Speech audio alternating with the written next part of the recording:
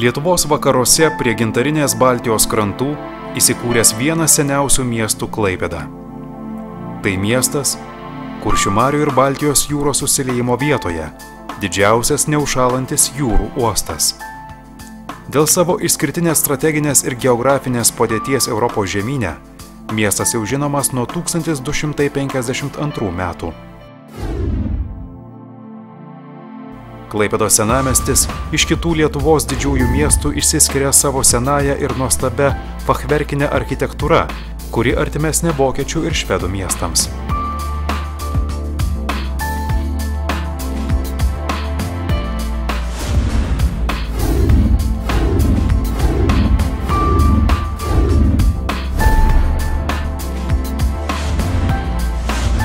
Edrija. Mokėkime džiaugtis. Po Lietuvos nepriklausomybės atkūrimo Klaipėdoje buvo įkurta specializuota statybos bendrovė Edrija. Bendrovė palaipsniui išaugo į Lietuvos ir Pabaltijos šalių vieną iš stambiausių įmonių, kurie atlieka susisiekimo ir inžinierinių komunikacijų statybos ir renovacijos darbus, taikant betranšės technologijas. Edrijos specialistai ne tik projektuoja telekomunikacinių sistemų, šviesolaidinių linijų, kompiuterinių tinklų LAN, vandentiekio ir nuotekų sistemų elektros tinklus, bet ir montuoja bei renovuoja lauko ir vidaus inžinierinius tinklus, tarptautinės šviesolaidinės kabelinės linijas, atlieka bendruosius ir specialiuosius pastatų statybos darbus. Daugiau nei 10 metų bendrovė Edrija atlieka susisiekimo ir inžinierinių komunikacijų statybos bei renovacijos darbus, taikant modernes betranšėjas technologijas, kurios ir yra viena pagrindinių bendrovės veiklos plėtros krypčių. Šios technologijos pasaulyje yra moderniausios ir pažangiausios. Į naujos kartos betranšėjas technologijas, atitinkančias visus ES taikomus standartus, įmonė kiekvienais metais daug investuoja. Naudojant sudėtingą techniką ir dirbant profesionaliems specialistams, tiesiami nauji bei renovuojami susidėvėję seni vandentiekio vamzdynai, esantis po kelio dangomis, geležinkelio bėgiais, melioracijos grioviais, pelkėtose vietovėse, o kartais tenka pragręžti ir pratraukti komunikacijas žemiau upių ir upelių dugno. Šiuolaikinių betranšėjų technologijų panaudojimas labai efektyviai padeda spręsti kraštotvarkos problemas, atliekant įvairių komunikacijų statybų darbus, kurie nedarko aplinkos, nesukelia nepatogumų gyventojams, netrikdo įprasto miestų ir miestelių gyvenimo ritmo.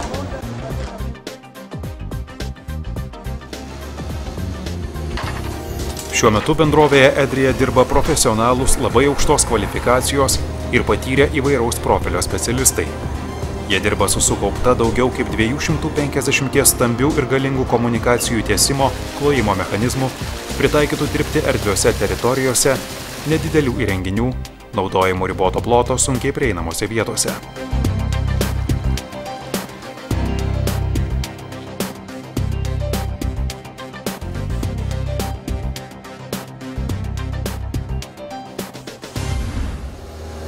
Bendrovei Edrija pirmajai Baltijos šalių regione įsigijus naujus horizontalaus valdomo gręžimo ir prastūmimo įrenginius, buvo žymiai išplėstos betranšėjų technologijų taikymo galimybės visoje Lietuvoje, o ypač Žemaitijoje – Telšiuose, Skuode, Tauragėje, Jurbarke, Šilutėje, Ventės rage, Švėkšnoje, Palangoje, Kretingoje, Klaipėdoje, Neringoje ir kitose Lietuvos miestuose. Vieni iš pirmųjų Lietuvoje bendrovės specialistai renovacijai pradėjo naudoti šiuolaikinį vamzdynų renovavimo įrenginį, kurio pagalba užsakovui buvo pasiūlyta dar ekonomiškesni aplinką tausojantys statinio statybos sprendimo būdai. Visa bendrovės Edrija veiklos strategija orientuota į rinkos plėtrą, naujų rinkų paiešką ir betranšėjų modernių technologijų įsisavinimą, todėl kad jos padeda išvengti arba labai sumažinti transporto srautų sutrikdymą, nuolatinį kelių dangos žalojimą, paviršinių žalių plotų žalojimą, statybos triukšmą, pastatų ir kultūrinių istorinių vertybių sugadinimą ir gyventojų skundus ir nepasitenkinimą dėl pablogėjusios gyvenimo kokybės. Konkurencinė kova verčia bendrovę Edrija domėtis pasaulinėmis technologinėmis naujovėmis, neatidėliojant spręsti atliekamų darbų kokybės klausimus. Nuolat ir nuosekliai investuoti į personalą, kad įmonė įsigytų šiuolaikinę modernę techniką, bei tobulėti ir ieškoti būdų, kaip rinkoje tarp konkurentų išlikti lyderiu. Įmonės žmonės dirba sąžiningai ir dorai, kad juo žinotų visa Žemaitija, kad savo darbais garsėtų Lietuvoje. Pirmą kartą Lietuvoje ir Baltijos šalyse bendrovei Edrija požeminės statybos ir betranšėjų technologijų pradininkiai ir lyderiai teko ypatinga užduotis – pergręžti Kuršių marių dugną ir pakloti plieninį futliarą šviesolaidiniam kabeliui.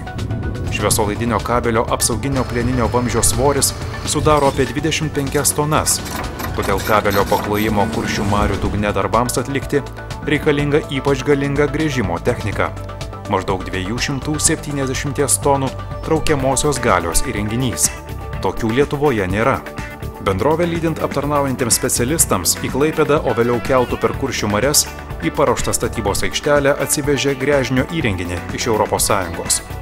2011 metais balandžio 15 dieną Kuršių nerijoje priešais Alksnynės postą įrengtoje specializuotoje statybos aikštelėje susirinko pasak Lietuvos susisiekimo ministro Eligijos Masiulio unikalaus įvykio liudininkai.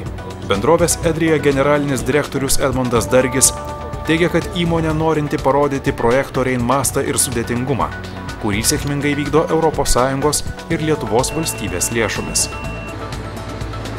Kuršių marių dugne labai sunkus ir sudėtingos struktūros gruntai, o lieninis moreninis molis. Todėl pagal iš anksto numatytą projektą buvo nuspręsta, kad gręžinys turi eiti iki 40 metrų gylyje, kur gruntai daug švelnesni. Visam Edrijos kolektyvui atsakomybė didžiulė. Tokio pobūdžio gręžinys iš Neringos į Klaipėdos pusę, siekiantis daugiau kaip 1572 metrus, yra vienas iš ilgiausių Europoje.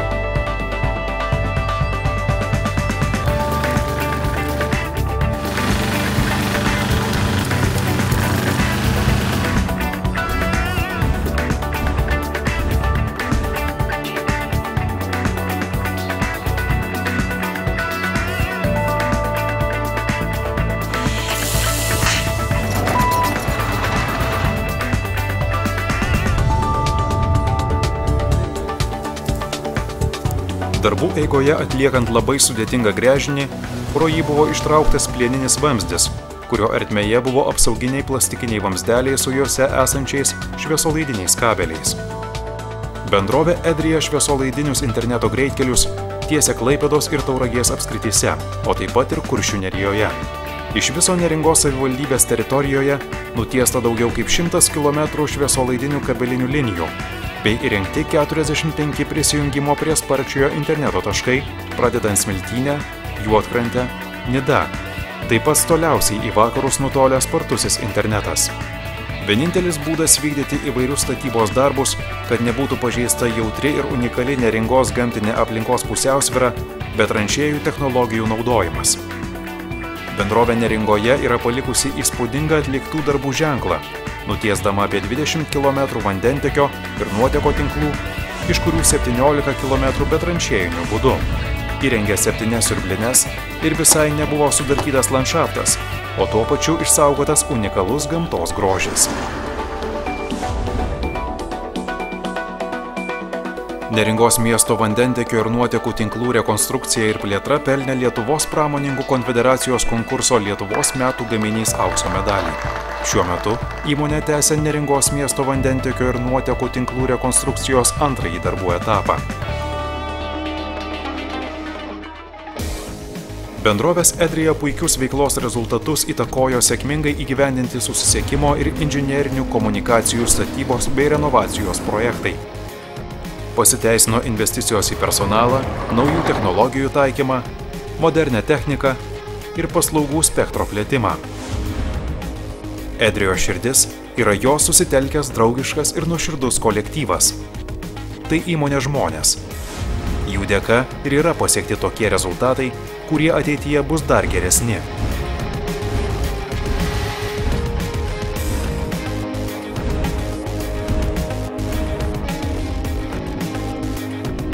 Labai noriu ir visiems linkiu, kad mūsų lietuvėlėje mažiau būtų sunkmečių, kad mūsų bendra veikla krašto labui duotų gražių rezultatų, kad visi turėtume sotesnį ir pilnesnį stalą, kad tėvai jaustų ir matytų gražią savo vaikų ateitį.